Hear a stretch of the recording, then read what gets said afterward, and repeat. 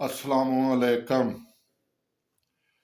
मेरे सज्जनों तो मित्रों, मैं एक नई वीडियो लेके तुहाडी खिदमत च हाज़र हाँ।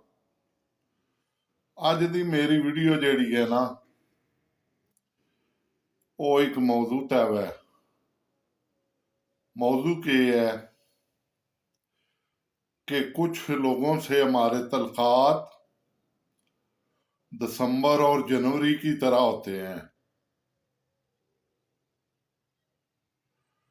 रिश्ता काफी नजदीक का होता है, दूरियां पूरी साल की, दूरियां पूरे साल की। यानी कुछ लोगों नाल पंजाबी च हुण मैं दसना तुहानूं कि कुछ लोगों नाल साडे तलकात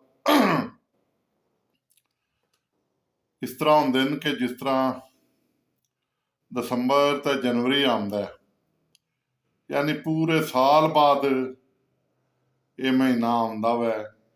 ते साडे तलकात कुछ लोगों नाल भी इस तरह ही हुंदे ने।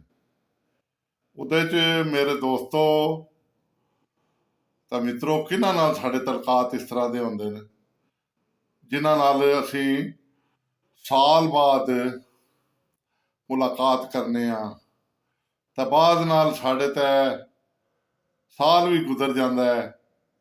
थोड़ी जी ये वीडियो मनु भी गमज़दा कर देगी ते तुहानूं भी।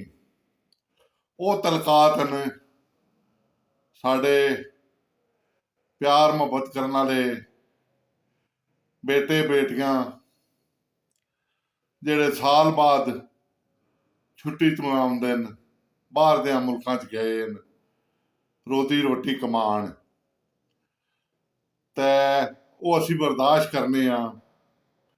वो बड़ी मुश्किल हालात च साडे वास्ते ही रोजी रोटी कमांदे न, बहुत मेहनत करते न अपने खानदान वास्ते ही, बड़ियां जुदाइयां कटदे न, स्पैशली लेबर या दूसरिया कंट्रियां च भी जाण वाले।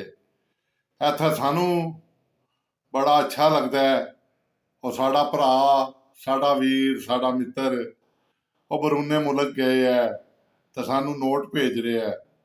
असीं बड़े फखर नाल इत्थे कहने कि वो खुले पैसे भेज रहे है, जिस तरह दरख्तां नाल लगे ते वो उन्हां तों तोड़ के ते सानू भेजदा जा रहा है।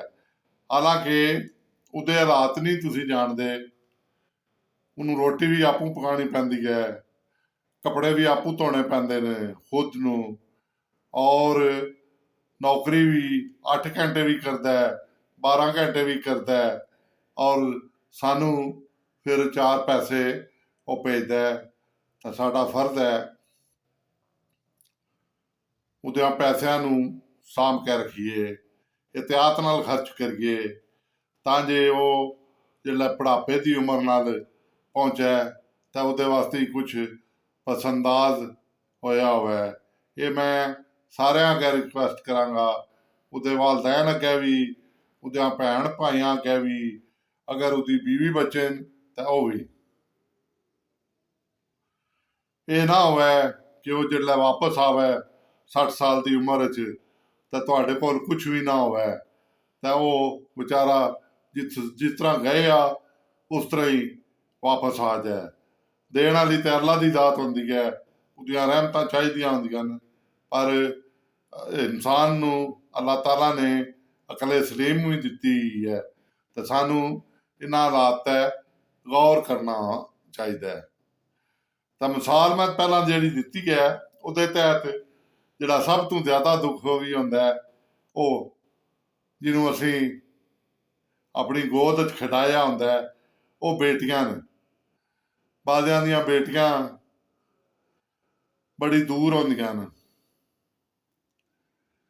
किसे दी इंग्लैंड च है, किसे दी बेटी आस्ट्रेलिया च है, किसे दी बेटी इस तरह मुख्तलिफ यूरोप ममालिक, कनेडा, स्वीडन, किदा किदा नां लवां, बड़ी बड़ी दूर होंदियां न। उन्हां दी 2-2 साल मुलाकात नहीं हुंदी, साल साल मुलाकात नहीं हुंदी, ਤਾਂ ਉਹਨਾਂ ਤੇ ਵੀ ਮੇਰਾ ਅਰਜ਼ ਹੈ ਕਿ ਉਹਨਾਂ ਦੇ ਜਿਹੜੇ ਮੀਆਂ ਨੇ, ਜਿਹੜੇ ਉਹਨਾਂ ਦੇ ਜਣੇ ਨੇ, ਜਿਹੜੇ ਉਹਨਾਂ ਦੇ ਖਸਮ ਹਨ, ਪੰਜਾਬੀ 'ਚ ਮੁਖਤਲਿਫ ਨਾਂ ਨਾ, ਉਹ ਥੋੜ੍ਹਾ ਜਿਹਾ ਤਰਸ ਖਾਇਆ ਕਰਨ, ਉਹਨਾਂ ਨਾਲ ਉਹਨਾਂ ਦੇ ਮਾਪਿਓ ਨਾਲ ਜ਼ਰੂਰ ਮਿਲਾਇਆ ਕਰਨ। ਇਹ ਮਾਪੇ ਉਹ ਹੁੰਦੇ ਨੇ ਜਿਹੜੇ ਉਹਨਾਂ ਨੇ ਗੋਦ 'ਚ ਲੈ ਕੇ ਤਾਂ ਪਾਲਦੇ ਨੇ, ਉਹਨਾਂ ਦਾ ਹਰ ਦੁੱਖ ਦਰਦ ਦਾ ਖਿਆਲ ਕਰਦੇ ਨੇ। ਇਹ ਮਾਪੇ ਉਹ ਹੁੰਦੇ ਨੇ ਜਿਹੜੇ ਉਹਨਾਂ ਨੂੰ ਛੋਟੀ ਉਮਰ ਤੋਂ ਲੈ ਕੇ ਤੇ ਜਵਾਨੀ ਤੱਕ ਆਪਣੇ ਸੀਨੇ ਨਾਲ ਲਾਈ ਰੱਖਦੇ ਨੇ। ਜਿਹੜੀ ਛੋਟੀਆਂ ਛੋਟੀਆਂ ਉਹਦੀਆਂ ਸ਼ਰਾਰਤਾਂ ਉਹਨਾਂ ਨੂੰ ਯਾਦ ਹੁੰਦੀਆਂ ਨੇ, 20-25 ਸਾਲ ਉਹ ਆਪਣੇ ਮਾਪਿਓ ਕੋਲ ਰਹਿੰਦੀਆਂ ਨੇ, ਤੇ ਉਹਨਾਂ ਦੇ ਮਾਪਿਓ ਨਾਲ ਜ਼ਰੂਰ ਮਿਲਾਓ। ਤੇ ਬਾਅਦ ਐਸੇ ਵੀ ਨੇ ਜਿਹੜੇ ਪਾਕਿਸਤਾਨ 'ਚ ਹਨ, ਉਹ ਵੀ ਸਾਲ ਉਹ ਤੂੰ ਹੁਣ ਕੀ ਕਰਨਾ ਮਾਪਿਓ ਕੋਲ ਜਾ ਕੇ। ਨਹੀਂ, ਇਹ ਬੜੀ ਗਲਤ ਗੱਲ ਹੈ। ਉਹ ਮਾਪਿਓ ਨੂੰ ਬੜਾ ਬੇਟੀਆਂ ਨਾਲ ਪਿਆਰ ਹੁੰਦਾ ਹੈ। ਜਿਸ ਤਰ੍ਹਾਂ ਤੁਹਾਨੂੰ ਆਪਣੀਆਂ ਬੇਟੀਆਂ ਨਾਲ ਹੈ, ਇਸੇ ਤਰ੍ਹਾਂ ਹਰ ਬੇਟੀ ਨੂੰ ਆਪਣੇ ਮਾਪਿਓ ਨਾਲ ਪਿਆਰ ਹੁੰਦਾ ਹੈ, ਔਰ ਮਾਪਿਓ ਨੂੰ ਵੀ ਹੁੰਦਾ ਹੈ। ਤਾਂ ਕੋਈ ਨਹੀਂ, ਥੋੜ੍ਹਾ ਜਿਹਾ ਟਾਈਮ ਦੇ ਦਿਆ ਕਰੋ। ਮਸਰੂਫ ਜ਼ਿੰਦਗੀ 'ਚੋਂ ਖਰਚੇ ਤਾਂ ਹੁੰਦੇ ਰਹਿੰਦੇ ਨੇ, ਖਰਚੇ ਤਾਂ ਉੱਥੇ ਵੀ ਤੁਸੀਂ ਕਰਦੇ ਹੋ, ਬਾਹਰ ਵੀ ਖਰਚੇ ਪਾਕਿਸਤਾਨ 'ਚ ਵੀ ਕਰਦੇ ਹੋ। ਉਹ ਪੈਸਾ ਹੀ ਨਹੀਂ ਹਰ ਚੀਜ਼, ਉਹ ਜਿਹਦੇ ਪਿੱਛੇ ਪਏ ਹੋ, ਉਹ ਦੌੜ ਲੱਗੀ ਹੈ।